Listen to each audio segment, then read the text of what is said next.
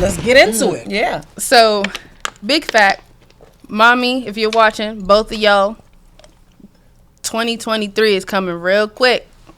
We gonna be there at graduation. Just everybody gonna be nice and happy in Louisiana. Yep. Okay. I'm gonna get into it. So my entire Is that what life, you want, baby? that is what I need. That's not what I want. That is what I need. It will make my graduation if everybody who helped me get there is there. Hashtag Mo Gently Talks. It's the clean theory. Clean spirit homes and lives when you feeling weary. The space is safe to purge and re-emerge. We hope you feel the urge on the verge to stay driven while looking at the lives of 3 dope black women. No topics forbidden, raw, bearing our souls. We got love for everybody, even some for you trolls. Talking life, lost love, how to get to the bag. The clean theory, Mo Gently Talks. It's the hashtag. Hello, everyone. Welcome back to the Clean Theory. Mo Gently Talks is the hashtag. And I am Simone, a.k.a. Mo. And we have a special guest here. I am Zaina. I'm Jen's daughter. Fantastic. And I'm Lee. All right. So we are back here with part 2 of our response to the How to Be a Bonus Parent series with the lovely Zaina. She is Jen's daughter / bonus daughter, and she has been very courageous and very confident in coming here as an adult, and she wants to give her perspective of what life was like as a bonus child. Our children, Lee's children and my children, are not here because they are not old enough to consent for themselves. So, but Zaina is an adult, and she is here on her own free will. She was given the task of picking out certain clips that she wanted to talk about, and she's gone through them. And so we're just going to ask her some more questions. This is part 2 of the Response to the Bonus Parent series. So we're going to get right into our next part. Back and forth to different households. You also have to factor in that deprogramming period of time when they first get back to your house and they're going by the rules of the house that they just came from. That's true. And you also have to deal with the mentality that their mentality of, oh, well, she's just your stepmother. She ain't your real mother. Okay, so look. So with this part about the deprogramming and going back and forth between the households, I also wanted to find out how and you talked a little bit about that in the last segment about the deprogramming. But the other part of this this segment right here was there ever a time that one particular household made you feel like you should be against the other household? And if so, how did you navigate that? Because that's also part of the programming and the deprogramming when you go from one house to another house. And if if you've experienced that or something in that realm, because I know I did as a bonus child, I definitely had that experience. I would say more like something in that realm, because my mom, my dad, like birth mom and dad, they both tried to make sure that like I never felt some type of way about the other person. That's admirable. I think like my dad did a little better than my mom, because my mom, she will very quickly say, and I'm going to quote this, I love him like a third cousin, which means I'm going to talk ish about him. Right. But I love him like a third cousin because that's the father of my child. But my dad, sometimes he'll just not comment. Like he'll just sit there and listen, he'll just not comment. So they never personally made me feel like I should be against the other household. But I've had instances like when I was about like 13, I remember like my aunt and uncle were telling me like the whole situation about why my parents aren't together. And like they try to make it seem like at first the conversation was like, oh, your dad is the bad guy. This is why you giving this much homage to him and his wife, like is disrespectful to your family. And then like I think like 2-3 years later, and they were like, oh no, your mom was the one who was horrible in the relationship and this, and I was just like, third party. like it was good for me to know this information because it helped me understand my parental dynamic, and it helped me be able to navigate, like, because as a little kid, you like, I got 2 moms and a dad. Why they not all, here at the birthday party? Yeah. Like, we're going to get into that. Yes. Because I'd love to know your perspective, because that too has been the dynamic in my child's upbringing. We don't have a relationship where we could all go out to dinner after the Yeah. graduation. We yeah. don't. There are always 2 celebrations, 2 birthdays, 2 Christmases. There is never any situation where we can come together at a dance recital and then go off and celebrate together. We can't go after graduation where we all go out and eat and give gifts and hang out. There are no joined birthday parties. There is never an instance where that is. And I don't want to talk about it now because I know we have a series of questions. But I mean, I think we can jump to that because Okay. it's kind of flowing that way. okay. So, I'm glad we talked about this. Okay. let's get into it. Yeah. So, big fact, mommy, if you're watching, both of y'all, 2023 is coming real quick. We gonna be there at graduation. Just everybody gonna be nice and happy in Louisiana. Yep. Okay. I'm gonna get into it. So my entire what you life, want, baby? that is what I need. That's not what I want. That is what I need. It will make my graduation if everybody who helped me get there is there. That's And- powerful, baby. like, but growing up, it was always 2 of everything. And I would say when I was really young, I didn't really care. I didn't really notice it. But it started to get me really, really bad when I started having siblings. My siblings, all of them are my half siblings technically, but they are the loves of my lives. And I'm getting all emotional because those are my babies. I have not been able to celebrate like Christmas together with them. I've not been able to do my birthdays together with them. Like they're all around the same age too. They don't know each other. Live in the same city, around the same age, share a very important common factor. Don't know each other at all, and they ask about each other. Right. Like they ask about each other a lot. But in the oldest one, I can tell him more. You know, he's 13, so we have deeper conversations, and I can explain to him like why it's probably never going to be a reality. But the 2 middle ones who are a year apart, Yeah. they are a year and a month, not even a month apart, a year and a week apart. Excuse me, because birthday is 7 days before. They just want to be friends. They don't understand why they got like a sibling who lives across town that they never see. And to me, that started to like compound when I became old enough for them to have Christmases, and I would have to do Christmas early morning with my mom, and then come over to the house early morning with my dad, with all the kids, and then after he done opened the presents already, and he's in the room playing video games, be like, "Hey, boo, how you doing? Like, how was your Christmas?" Like that. It always felt like I was missing something. And then it got to the point where, like, when I started getting older, it felt like I wasn't even a part of these family units, because you can't fully be a part of something if you can't be there. And because there's 2 different families, I gotta miss one holiday for somebody. I gotta miss like I might have to miss Thanksgiving this year to be with my mom with daddy, or I might have to miss half of Christmas or all of Christmas sometimes to be with my mom or be with my dad. And that like irked me. Like when I got away to college, I low key was like, I don't want to come back because I can just be me. I can make my own little family down here. I don't got to worry about not seeing nobody because I'm not going to see nobody. Right. Like, Is it more about you offending one versus the other? Or was it more about, I don't really want to choose because I want to have it all? I wanted to have it all, but it is not a reality for me to have it all. So then it was like, I don't want to choose that. Right. Okay. And that made it even harder because I was like, it was kind of like, almost like, I feel like it was a naive idea of like, I want everybody to be in the same room together. I want everybody to be able to come to my play when I'm the lead in it, and all of y'all sit in a row and I can see everybody cheering for me. I want that, but it's not going to happen because y'all are going to come on separate nights. Like I want for to see each other and actually know who they Before are. you keep going, though, you got to stop saying the name.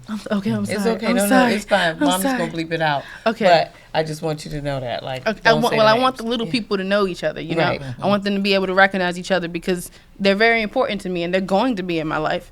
But, like, even daddy's like, oh, you got to, like, well, when you get your own, like, car and house and when you're established, you can take your siblings everywhere. And I'm like, they're old now. like, There was some missed opportunities. Yeah. Right.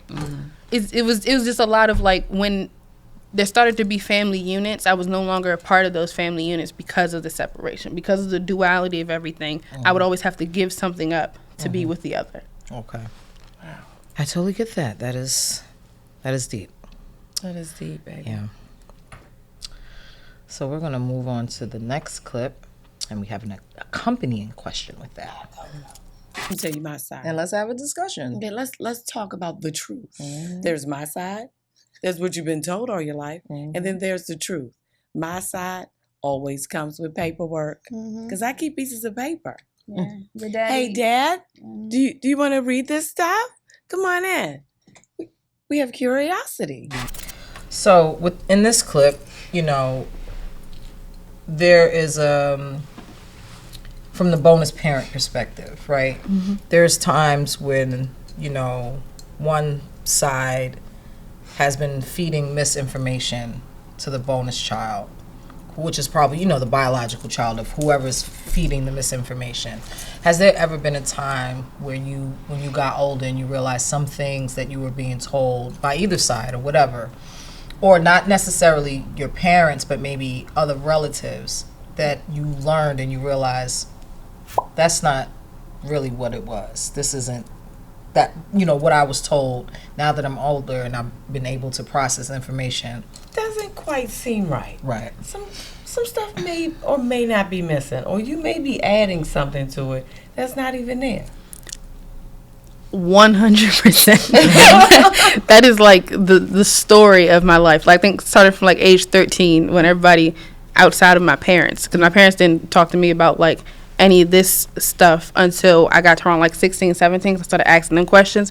But other family members, when I was about 13, were like, it's time for you to know what went down. Like the tea. Like, that was getting phone calls from aunts and uncles I hadn't talked to in years to tell me the tea about what was going down. And sometimes the tea would be, well, your mom did this, that, and the third, and this the reason why she not with him no more. Or sometimes the tea will be like, well, your stepmom like this, and that's why you can't see your father when you want to see your father. Like, it was always, and I think what was crazy to me is that the tea was like, the family members were on opposite sides of the family. So the ones throwing crap at my mom were her family members. And the ones throwing crap at my dad were his family members. And then you would ask them about the opposite parent. They'd be like, oh, no, your mother was good. Your mother did. And I'd be like, so you throwing crap on your own people? And then, like, saying they support my dad on my mom's side. And I feel like eventually I was just like, okay, I'm going to just take all the stuff and we going to make something up.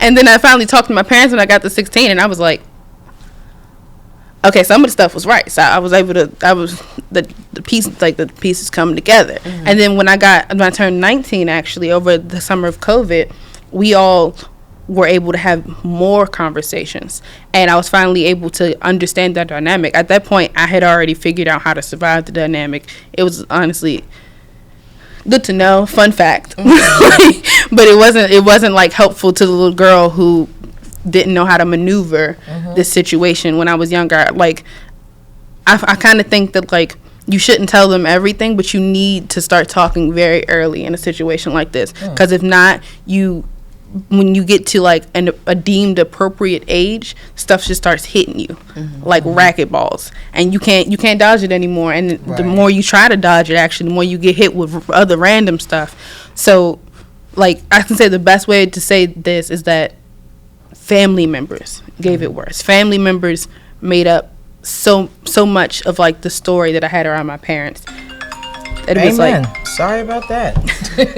that it was like easy to like, you know, like stray away. Right. And so that curiosity, though, that may have been speared by the family members and the tea, the hot tea or the lukewarm tea they were trying to serve. Right. Right? Like, how did that affect it made you curious because you wanted to talk to your parents about the facts, right? And then once you received the facts, how did you have an epiphany or aha moment, or?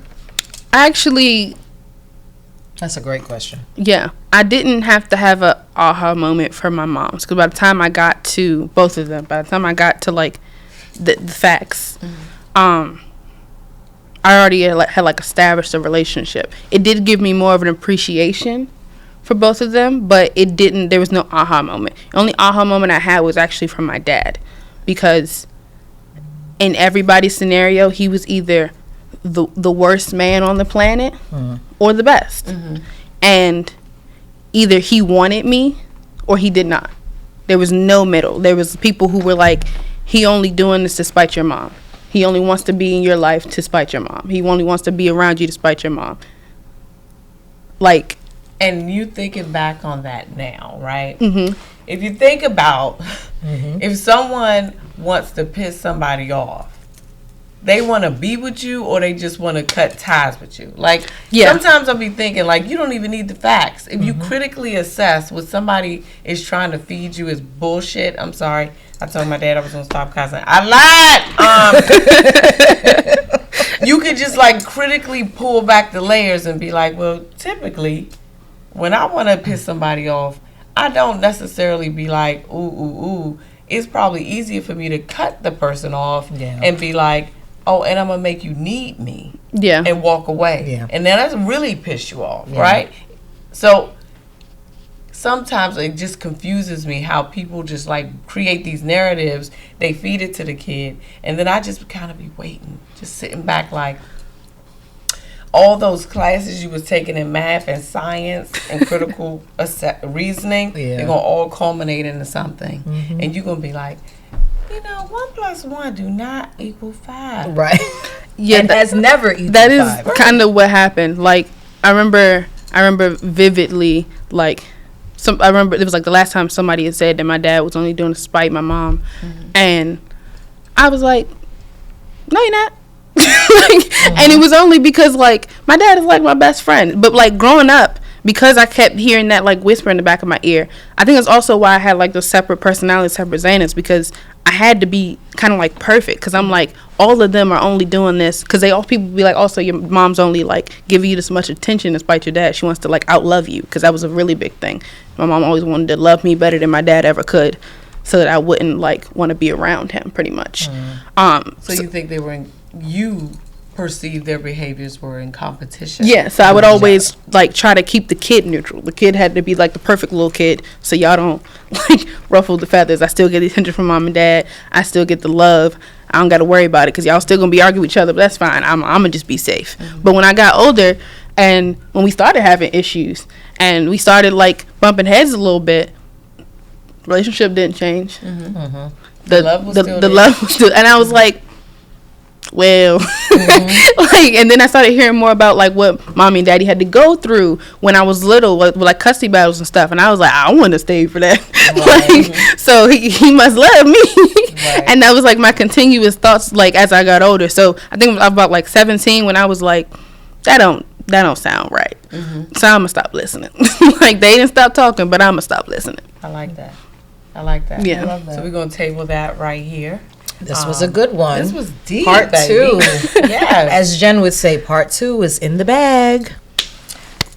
So thank you guys again for joining us here at The Clean Theory. I am Mo. I'm Zaina. And this is Lee. Mo Gently Talks is the hashtag, and we will see you again in part 3. Don't forget. Subscribe. Like. Comment. Share. And share again. And if you think you share too much, share again. Do it some more. Yes. We are here to purge and reemerge. And this is a safe space. See you next time. See you. Hashtag Mo Gently Talks. It's the clean theory. Clean spirit homes and lives when you feeling weary. The space is safe to purge and reemerge. We hope you feel the urge on the verge to stay driven while looking at the lives of 3 dope black women. No topics forbidden, raw, bearing our souls. We got love for everybody, even some for you trolls. Talking life, lost love, how to get to the bag. The clean theory, Mo Gently Talks. It's the hashtag.